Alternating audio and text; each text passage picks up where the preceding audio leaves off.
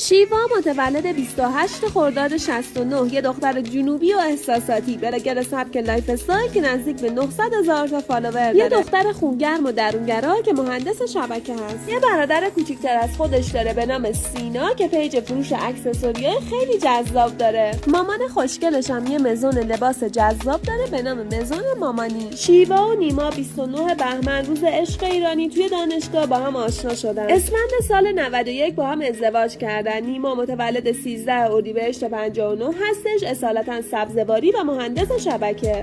ثمره عشق شیوا و نیما دو تا دختر ناز و خوشگل به نام‌های دلوین و دیلان هستش. دلوین متولد تیر ماه 95 و دیلان متولد شهریور 1400 هستش. این خانواده 4 نفره پر انرژی و شاد به خانواده عشق معروف هستن و در حال حاضر تهران زندگی میکنن. پیج فروش لوازم آرایش هم دارن که براشون آرزوی سلامتی و موفقیت داریم.